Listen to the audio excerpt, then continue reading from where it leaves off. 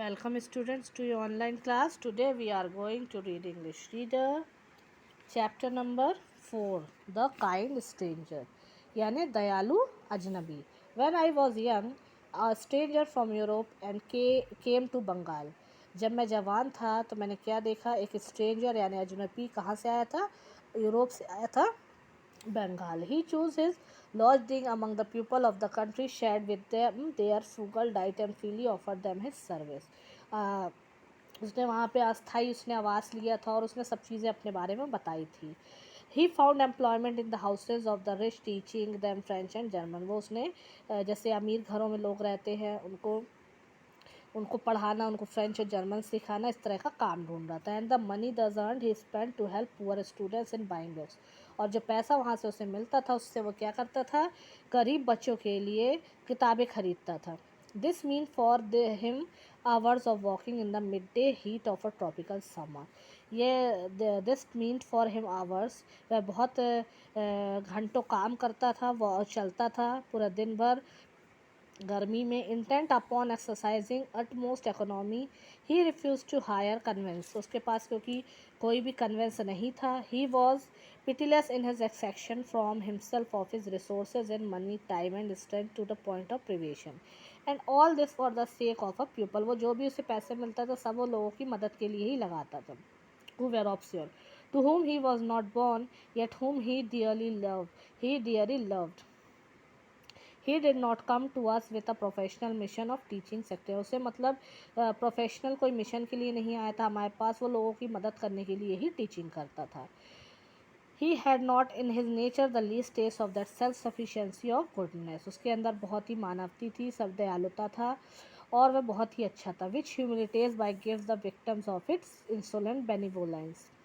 Though he did not know our language, yet he took every occasion to frequent our meetings and ceremony. Yet he was always afraid of intrusions and trendy and anxious lest we might offend us by his ignorance of our customs. वह सभी उसे हमारी language नहीं आती थी, फिर भी उसके बाद भी वो हर चीज़ें करता था. At last, under the continual strain of work in an alien climate and surroundings, his health broke down. उसकी जो हेल्थ थी वो क्या हुई, गिर गया उसका health.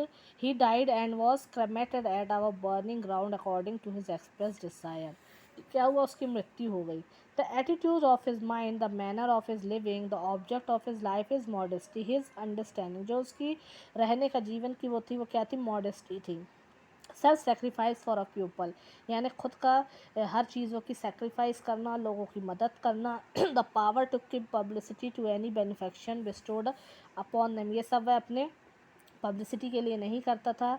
Way are so utterly unlike anything we were accustomed to associated with the Europeans in India that it gave rise in our mind to a feeling of love bordering upon ए. वह सब क्या, वह लोगों के दिमाग में लोगों को प्यार करना ये सब सिखाता था. We all have a realm private paradise in our mind where dwell deathless memories of person who brought some divine light to our life experience, who may not be known to others and whose name have no place in the pages of history.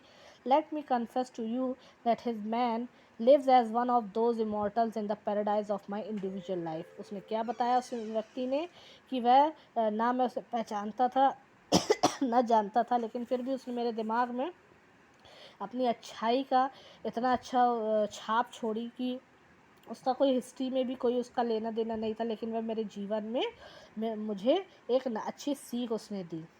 He came from Sweden. His name was Hammergen. What was most remarkable in the event of his coming to us in Bengal was the fact that in his, उसका नाम क्या था, Sweden, उसका नाम क्या था, हैमरजन, जो कहाँ से आया था, स्वीडन से आया था. Bengal was the fact that in his own country he had chance to read some works of my great countryman Ram Mohan Rai and felt an immense veneration for his genius and in character. Ram Mohan Roy lived in beginning of the last century. जो राम मोहन राय है वो beginning last century की beginning में थे. And it is no aggression when I describe him as one of the immortal personalities of modern time. और मैंने उससे उनके सामने जो डिस्क्राइब करी जो मॉडर्न टाइम की पर्सनैलिटीज़ थी उनके बारे में. This young Swede had the unusual gift of a far-sighted intellect and sympathy. जो ये यंग स्वीट थे, जिनका जो स्वीडन से आए थे, उनका अनयूजुअल गिफ्ट था इंटेलेक्ट और सिंपथी का, which enabled him even from his distance of space and time and in spite of racial difference to realise the greatness of Ram Mohan Roy. इसलिए रियलाइज करने के लिए जो ग्रेटनेस थी, महानता थी राम मोहन राय की। It moved him so deeply that he resolve to go to the country which produce him this great man. उन्हें उस वहाँ पर उस कंट्री में जाने का इतनी ज़्यादा वो था कि वो जिसने मतलब इतने अच्छे महान लोग बन वो वहाँ के थे। एंड ऑफर्ड हर इस सर्विस, और वह अपना जो वहाँ की सर्विस है वो वहाँ पर जाके दे पाएंगे। ही वॉज पुअर, वह गरीब थे। And he had to wait some time in England, वह कुछ समय उन्होंने इंग्लैंड में बिताया। Before he could earn his passage money to India, जब तक कि उन्होंने पैसे नहीं कमा लिए। There he came at last and in reckless, और जब वह लास्ट में generosity of love utterly spent himself to the last breath of his life, अपने लाइफ पूरी जीवन में, from one end kindred any all the inheritance of his mother, और अपने मदरलैंड के लिए। His stay among us was too short to produce any outward result. He failed even to achieve during his life what he had in his mind. उनके दिमाग में क्या था? Which was to found by the help of scanty earnings a library as a memorial to Ram Mohan Roy. वो library में जाके राम मोहन राय के जीवन में पूरा सब चीज़ देखते थे, समझते थे। And thus to leave behind him a visible symbol of devotion, यानी अपनी महानता का, अपना जो राष्ट्र के प्रति डिवोशन था, उसका सिंबल था उस सभी के बारे में। But what I prize most in the European youth, लेकिन जो यूरोपियन यूथ था उसमें ये सब था कि नहीं था। Who left no record of his life behind him, जिसका कोई भी रिकॉर्ड नहीं था। is not the memory of any service of goodwill, but the precious gift of respect which he offered to a people who are fallen upon evil times, and whom it is so easy to ignore or to humiliate. For the first time in the modern days, this obscure individual from Sweden brought to our country the chivalrous courtesy of the West, a greeting of human fellowship. The coincidence came to be with a great and delightful surprise when the Nobel Prize was offered to me from Sweden.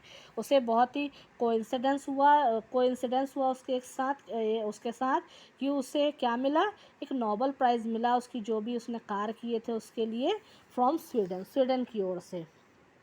As a recognition of individual merit, it was of great value to me, no doubt. उसके लिए बहुत ही value रखता था ये सब चीज़ें। But it was the acknowledgement of the East as a collaborator with the Western continents, its riches to the common stock of civilization, which had the chief signification of the present age. It means joining hand in companionship by the two great hemispheres of the human world across the sea. ठीक है बेटा, ये आपका chapter finish होता है। इसे आप एक बार अपने घर पे एक और बार और अच्छे से पढ़िएगा। Thank you.